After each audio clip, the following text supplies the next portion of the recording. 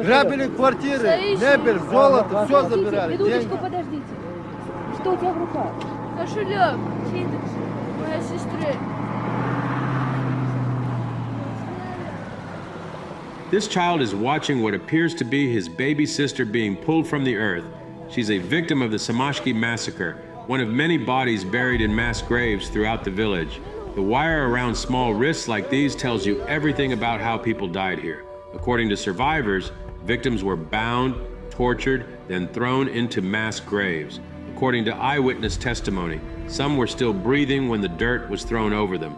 This is Samashki. In the Chechen language, the name means place of deer. But in April 1995, it became something else entirely, a killing ground, a test case for Russian tactics. And this is how an entire village of 12,000 people was systematically destroyed in 48 hours. To understand what happened at Samashki, you need to understand the war that made it possible.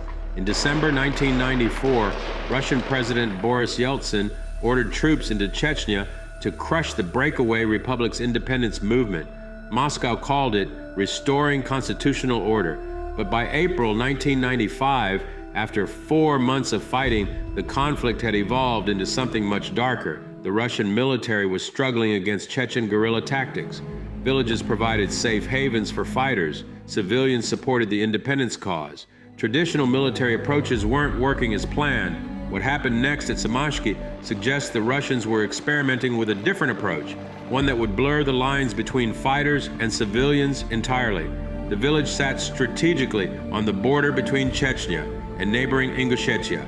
Its position made it a natural crossing point for fighters and supplies, but it also represented something symbolic, a prosperous, well-organized community that openly defied Russian authority. April 6, 1995. According to human rights documentation, Russian Lieutenant General Antonov delivers an ultimatum to the village elders. Turn over 264 assault rifles by 7 a.m. tomorrow, or face attack. The precision of that number, exactly 264 weapons, appears suspicious to observers. Antonov claims military intelligence confirmed this count, but village elders insist they don't possess anywhere near that many weapons. In a farming community of 12,000 people, perhaps 30 or 40 hunting rifles might exist scattered among families. The Human Rights Report suggests the elders understood immediately that compliance was impossible, possibly by design. They desperately negotiated for extensions, first 2 hours, then longer delays. According to documented accounts, village leaders used this time while families attempted to evacuate toward Ingushetia. But even as negotiations continued, Russian artillery units appeared to have been positioning for attack. At 10:30 p.m. on April 6th, according to the Human Rights Report, Russian forces began shelling Samashki. The bombardment continued for 3 hours straight. Families who hadn't evacuated reportedly took shelter in cellars as buildings collapsed above them. A journalist was trapped inside the village during this opening barrage. He later described the experience. I was inside a killing zone and have never been so frightened in my life.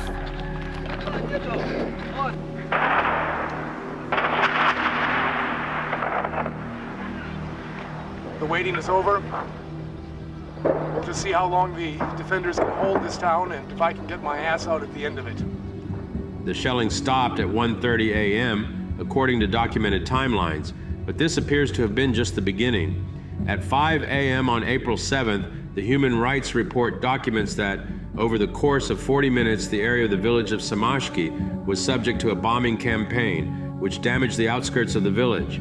The journalist who witnessed the attack later claimed that Samashki was used as a test firing range for artillery shells and vacuum bombs. If accurate, this would mean the Russians were using thermobaric weapons designed for military bunkers against civilian homes. According to the human rights documentation, investigators found fragments of shells, probably from tanks, mines, and unguided missiles, likely from aircraft, scattered around the village. An unexploded aerial bomb that punctured the roof was found in one of the houses on the southern outskirts.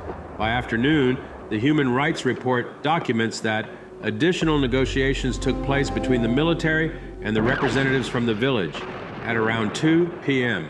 The final deadline for the implementation of the ultimatum was set for 4 p.m. For a brief period, the guns fell silent. Families appear to have used this window to attempt evacuation toward the Ingushetian border. Then, according to the same report, 20 minutes before the expiration of the ultimatum's deadline, shelling resumed unexpectedly. As a result, dead and wounded appeared among the residents, and an attempt to leave the village was essentially suppressed. The timing suggests this wasn't random. The Russians appear to have deliberately targeted civilians trying to escape. At 5:30 p.m., according to documented accounts, interior troops entered the village. The Human Rights Report notes contradictory information about resistance. According to the majority of the refugees, no fighting took place in the village against the military personnel that entered there, since before this, at the insistence of the elders of the village, the militants had left, and there remained only a few dozen militia members who were residents of the village. However, the report also mentions evidence that for about half an hour, the federal forces encountered resistance from a small group of militia members. By 6 p.m., according to multiple sources, Samashki was fully occupied. The journalist managed to escape before the final assault. He later wrote that he found himself, I was perfectly and horribly positioned to see people I had known stumble out of their burning town. What the human rights documentation reveals about the next phase suggests systematic destruction that went far beyond military necessity. According to the report, on the morning of the 8th of April, soldiers in masks began to comb through the village. The description continues. BTRs, armored personnel carriers, moved through the streets. On some streets, they methodically carried out shelling of all the houses.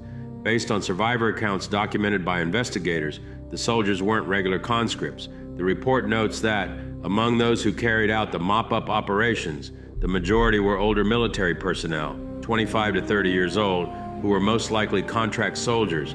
Their vehicles displayed an emblem of a red bear standing on its hind legs, and the report confirms members of the Moscow, Oman Special Purpose Police Unit and the Orenburg SOBR Special Rapid Deployment Force took part in the operation.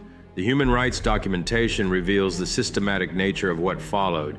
Many homes were set on fire, flamethrowers were used. The houses on Stepnaya, Sharipovs, Vygodnaya, Rabochaya, Proletarskaya, and Kooperativnaya streets suffered the greatest destruction. According to the report, the military threw grenades into cellars, disregarding the reality that there could be civilians hiding there. The media evidence includes civilian testimony describing executions and immediate burials, with some victims reportedly buried while still alive. Вот до чего дошли. Знаешь, после того, как уже расстреливают, живыми закапывают. После смерти кровь не бывает. Живых захоронили. Это не бывает. А вот здесь свежая кровь. Video evidence shows civilians displaying electric wire allegedly used to bind victims before execution. The Human Rights Report documents what happened to male survivors. All the men detained in the village were taken to the location of the military unit north of Samashki. There they were all beaten. Some were attacked with dogs. According to the documentation, detainees were then divided between different facilities. Some went to a temporary detention camp near Osanovskaya. Others were taken by helicopter to Mozdok. The report describes systematic abuse at these locations. On the way, the detainees were beaten again. In Mozdok, at the filtration point, everyone passed through the gauntlet and were beaten with batons and rifle butts. Conditions at the facilities were deliberately harsh, according to documented accounts. The cells were overfilled. There was insufficient food and a lack of water. They were also beaten during interrogations, and it was demanded of the interrogees to either confess to being a fighter or to give the names of fighters. The report notes that in the camp near Osanovskaya, beatings and torture were widely used, including torture with electric wires, according to numerous testimonies. Perhaps most damning is the documented obstruction of international aid. According to the Human Rights Report, until the middle of the day of April 10th, the village was completely blockaded, and even the evacuation of the wounded was impossible. The report details repeated attempts by international organizations to reach victims, repeatedly on the 8th, 9th, and 10th of April. Before 1500, vehicles of the International Committee of the Red Cross and the international organization Doctors Without Borders attempted to go into the village to evacuate the wounded, but Russian forces blocked access using bureaucratic excuses. However, the post of the Russian Ministry of Interior, located between Cernovodsk and Samashki, did not let them through. At the same time, contrary to international norms, written authorization signed by the commander of the Russian military command in Chechnya, Colonel General A.S. Kulikov, was demanded from doctors for visiting the village. Even when authorization was provided, access was still denied. When at 13:10 on April 10th, representatives of the Red Cross delivered such authorization, they were still not allowed into Samashki, being told that a contrary order was received from Mozdok. This pattern suggests deliberate stalling, giving Russian forces time to complete their operations and conceal evidence. When international observers finally reached Samashki, they documented extensive civilian casualties. The exact numbers vary by source. Human Rights Watch later called it the most notorious civilian massacre of the First Russian-Chechen War. The International Committee of the Red Cross reported approximately 250 civilians killed. Amnesty International estimated more than 250 dead. Village elders claimed up to 300 residents were murdered. The aftermath created victims beyond those who died. According to the documentary footage, the Chechen commander Hussein, who had defended the village and helped the journalists escape, was later branded a traitor by village elders. They accused him of collaboration with the Russians. The journalists tracked Hussein down in Kazakhstan, where he had fled. According to the documentary, Hussein was living on a broken-down collective in the same region where Stalin had banished the Chechens in 1944 unjustly, accusing them of collaboration with the Nazi enemy. The documentary shows Hussein as bitter and broken, plotting his revenge against the Russians who murdered his people to music and the Chechens who tarnished his name. The footage reveals weapons including a heavy machine gun customized for mobile use, and shows his son Ruslan has become an expert marksman with a weapon and ready to avenge his father's honor. The documentary evidence shows families returning to exhume their dead from mass graves scattered throughout the village. The footage of the young boy watching his sister being uncovered represents just one family's tragedy among hundreds. According to the documentary, when the journalist returned almost 2 years later, he found evidence of the village slowly rebuilding. The footage shows shattered homes have become quarries, and bricks salvaged from the rubble, the building blocks of the future. but trauma was still evident everywhere. The journalist documented how many fighters had died their graves marked by flagpoles lest future generations forget their sacrifice. Multiple human rights organizations have documented that over the course of both Chechen wars, hundreds of thousands of Chechens died, including tens of thousands of children.